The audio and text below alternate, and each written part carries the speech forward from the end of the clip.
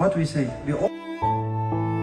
রেফারির বিতর্ক সিদ্ধান্তে শেষ মুহূর্তে রুদ্ধশ্বাস জয় থেকে বঞ্চিত হয়েছে ইরান। কান্নায় ভেঙে পড়েছে খেলোয়াড় থেকে শুরু করে দর্শকরাও। আর তাই এবার ম্যাচ শেষে যুক্তরাষ্ট্র ছাড়ার আগে এক আবেগঘন বার্তা দিলেন ইরানের অধিনায়ক, কোচ ও ফুটবলাররা। যুক্তরাষ্ট্রের উদ্দেশ্যে ইরানের এমন বার্তায় নড়ে উঠেছে ফিফা। কি এমন বলেছে তারা, চলুন দেখে নেই বিস্তারিত রিপোর্টে। বিশ্বকাপের মঞ্চে 3টি ম্যাচ 3টি ড্র হারেনি ইরান, কিন্তু জয়ের হাসিও হাসতে পারেনি তারা। এখন তাদের পরবর্তী পর্বে ওঠার স্বপ্ন ঝুলে আছে অন্য দলের ফলাফলের উপর। তবে মাঠের লড়াইয়ের চেয়েও বড় এক যন্ত্রণার কথা এবার বিশ্ববাসীর সামনে তুলে ধরেছে ইরান। ফিফার অব্যবস্থাপনার বিরুদ্ধে এবার সরাসরি অভিযোগ তুলেছেন ইরানের অধিনায়ক মেহেদি তারেমি এবং প্রধান কোচ আমির ঘালেনই। তাদের দাবি, শুরু থেকেই এমন সব সমস্যার মুখোমুখি হতে হয়েছে যা একজন পেশাদার দলের জন্য কখনোই কাম্য নয়।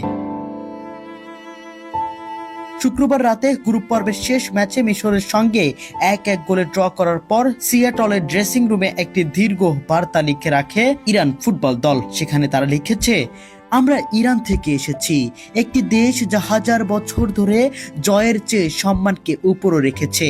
আমাদের কাছে ফুটবল শুধু একটি প্রতিযোগিতা নয়, এটি চরিত্রের দৃঢ়তার পরীক্ষা। পয়েন্ট বিভিন্নভাবে জেতা যায়, কিন্তু সম্মান অর্জন করা যায় না। একটি দল গ্রুপ পর্ব পেরোতে পারে, কিন্তু স্বচ্ছতা ও সম্মান থাকলে ইতিহাসের সামনেও মাথা উঁচু করে দাঁড়ানো যায়। ফেয়ার পেলে শুধু একটি শব্দ নয়, এটাই ফুটবলের আত্মা। ধন্যবাদ সিয়াটল, তোমাদের আতিথেয়তায় আমরা মুগ্ধ। আর ধন্যবাদ সব ইরানীয় সমর্থকদের যারা হৃদয় দিয়ে আমাদের পাশে থেকেছেন এবং দেশের জন্য সবকিছু উজাড় করে দিয়েছেন। এটাই প্রথম নয়, এর আগেও নিউজিল্যান্ডের বিপক্ষে ম্যাচের পর একইভাবে ড্রেসিং রুমে আবেগঘন বার্তা লিখে গিয়েছিল ইরান। ম্যাচ শেষে ভীষণ হতাশ কণ্ঠে অধিনায়ক মেহেদি তারেমি বলেন, এটি খুবই হতাশাজনক একটি বিশ্বকাপ। ফিফা সব সমস্যার সমাধান করতে পারলেও আমাদের যেন তাদের চোখেই পড়ে না, কিন্তু আর তাই শুরু থেকে আমাদের সমস্যাগুলোর কোনো সমাধান করা হয়নি। নিউজিল্যান্ড ম্যাচের পর মিস্টার ইনফান্তিনো আমাদের ড্রেসিং রুমে এসে বলেছিলেন সবে শুরু হয়েছে, অথচ গ্রুপ পর্ব শেষ হয়ে গেল, এখনো আমাদের সাথে প্রতিনিয়ত হওয়া কোনো ঘটনার কিছুই বদলায়নি।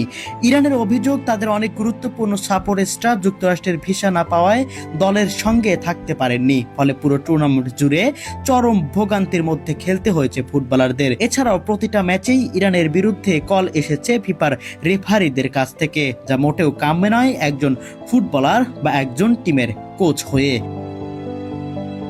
ইরানের অধিনায়ক এছাড়াও বলেন, আমাদের যাতায়াত ও দৈনন্দিন ব্যবস্থাপনার দায়িত্বে যারা ছিলেন তারাও এখানে নেই, তাদের ভিসাও দেওয়া হয়নি।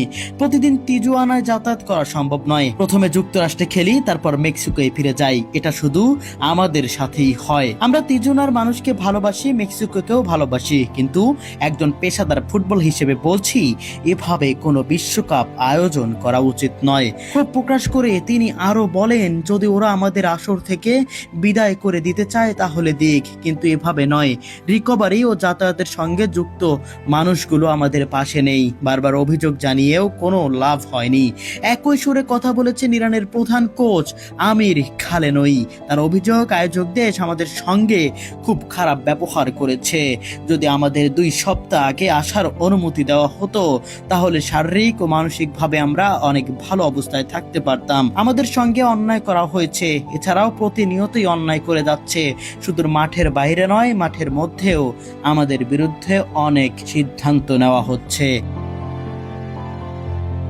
বিশ্বকাপ স্বপ্ন এখনো পুরোপুরি শেষ হয়নি ইরানের, কিন্তু মাঠের বাইরের এই অভিযোগ এখন ফুটবল বিশ্বে নতুন এক প্রশ্ন তুলে দিয়েছে। সত্যি কি সব দলের জন্য সমান ছিল বিশ্বকাপের মঞ্চে, নাকি ইরানকেই শুধু লড়তে হচ্ছে? শুধু প্রতিপক্ষের বিপক্ষেই নয়, বরং অব্যবস্থাপনা আর বৈষম্যের বিরুদ্ধেও, যা প্রতিটি ম্যাচেই চোখে পড়ছে দর্শকদের কাছে। প্রিয় দর্শক, এ সম্পর্কে আপনাদের মন্তব্য কি? কমেন্ট বক্সে অবশ্যই জানিয়ে যাবেন।